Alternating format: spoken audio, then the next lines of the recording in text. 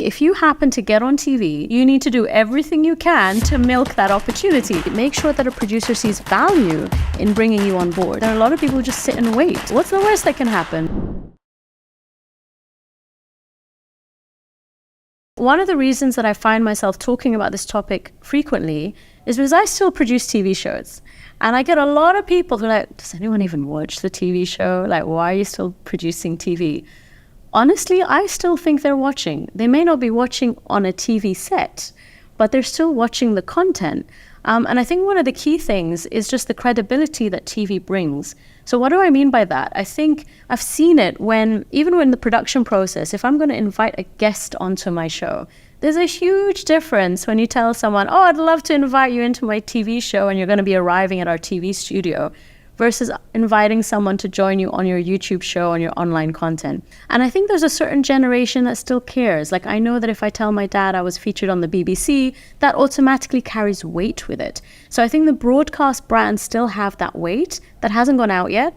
And I also think it's the possibility of, creating content and then leveraging it on the digital platforms. I think if you happen to get on TV, you need to do everything you can to milk that opportunity. So whether it means you embed those videos in your emailers, whether it means you really promote them on social media, you actually, create new edits to showcase what you're capable of, use them to attract your next opportunity. Like, genuinely speaking, if you've had that opportunity, you need to be making the most out of it and using any platform you have to promote that. I don't see enough people doing that. I see people appearing on a TV show and then, that moment in time has gone. Whereas leveraging the platforms that you have, leveraging the tools you have to multi-purpose as much as possible, I think that's something they need to be doing today.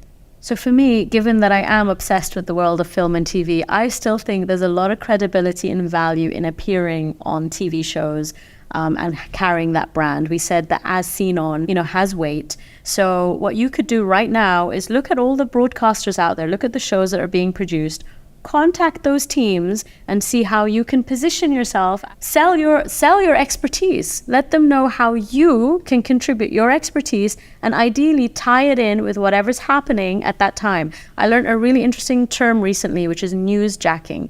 Take a look at the news, look at what the trend is, and see how your expertise can lend an opinion to that story. But back in the day, if you recall, people would say they needed to see you at least, I think it was 7 times. They need to see you 7 times before they'd make a purchase. So there's still value in appearing on TV shows and leveraging that content. But it's not just television, radio.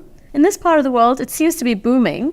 Everyone who's, commuting, driving, they've got that radio channel on. So there's value in radio. There's magazine publications. Just being able to be featured there, writing an article, whatever it may be, that still plays a big part. I honestly think there are a couple of things that you could be doing. You could actually be pitching your ideas ahead of time in terms of what value can you bring to that TV program? Mm-hmm. How are you going to educate that audience? How are you going to entertain that audience? Whatever it may be, make sure that a producer sees value in bringing you on board. So I think part of the onus is on you. Part of the onus is to make your content as relevant as possible to whatever is happening in real time, wherever you live at that moment in time, and put that angle forward so that you're seen as the credible expert and the person we want to bring onto the show. Let's say it's Emirati National Day. If you happen to be an Emirati female, that's your window. I know with PR, it's not just being featured in magazines, but I like to write articles. And I get a lot of people who ask us, it's like, how do you get into a magazine? Just write your article. I think a lot of people don't realize, it's as simple as identifying the editors of the magazines or the publications you want to be featured in, understanding their style, understanding what it is they'd be looking for, and submitting an article. What's the worst that can happen? They say no, you submit to the next one. But quite a few of my articles have been printed because I took the initiative to do that. And there are a lot of people who just sit and wait.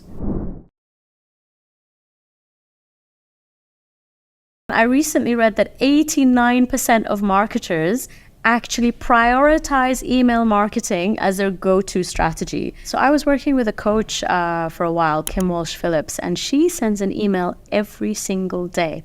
And I remember in the beginning, I just thought, oh my God, every day. And I'd open my inbox and every day there was another email.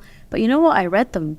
I found myself reading them because she does exactly that. It's personal, it's quirky, it's usually something about her day, it's some story. And then right in there somewhere at the bottom is like how it connects back to her service.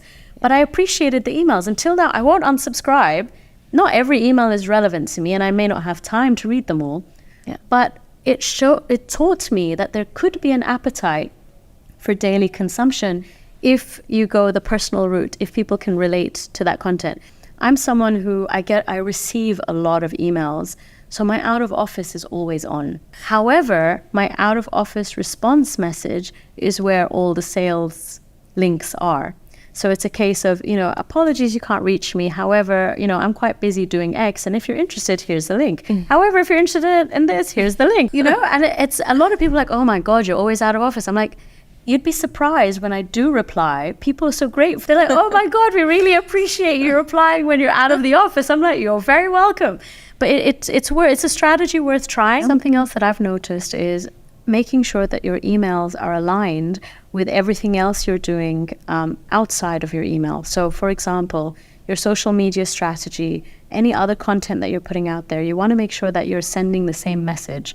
I know that we've been in situations before where we may have posted or promoted something on LinkedIn and happened to send the emailer out, the next day with a similar message. Again, it comes down to PR. It comes down to how many touch points and how many times does someone need to have seen that message. Yeah. So they may not respond to the email straight away, but because they've seen the email and then they've seen the message on your social media and then they see it on your website and then they happen to see you on TV, it's the culmination of all of these touch points. But the email is where you can keep going back and then you send a follow-up and you send a follow-up. And actually just reminded me about follow-up. So I also am a big believer that people can miss that first email. So because they can miss that first email, you need to send another one. And if they miss the second one, you need to send another one. You go as far as you need to. And unless someone responds and said, thank you so much, I'm no longer interested, or they unsubscribe, in my world, that means you keep following up. And I really believe that because I'm someone who has a really full inbox. So it's very easy for me to miss your first email. It's very easy for me to miss your second email. Then by your third one, I think, oh my God, I've missed the first two, and I might put a red star, I'll flag it. And then by the fourth one, I feel guilt. The fourth one, I'm like, oh my God, I can't believe I've missed it this many times. I need to reply. It's very easy in a very natural situation for that to happen. So I do think nowadays people's inboxes are flooded. You need to stand out. It's very easy to miss. That's one. Second, I also think depending on the timing that it comes in, you're more likely to respond, differently based on where you are in that particular journey and when you receive it. So, you're sending your first email out in a weekday where I'm really busy, I may not read it. You happen to send it on a weekend where I'm just scrolling my inbox. Yeah. I might actually pay attention and read that email now. So timing plays a big part. And sometimes what I found is, positioning the second or the third mailer as a just in case you missed it, then it makes it, oh, I've missed something. What have I missed? It's also that triggering that interest. Yeah. But I just wanted to add, just for people out there who really think, how long do I go on for? I've had people reply after email 11, 12, 15. I think the most was 18. Wow. I've had someone reply after the 18th email and say, so sorry, I haven't had a chance to reply to your previous emails. I'm now ready to move forward with this. When can we start? And had them confirm the following week. And I think once that happened, that was kind of the proof in the pudding. And since that incident, anyone I speak to, I'm like, keep following up. You just never know at what point in time that customer is going to be ready.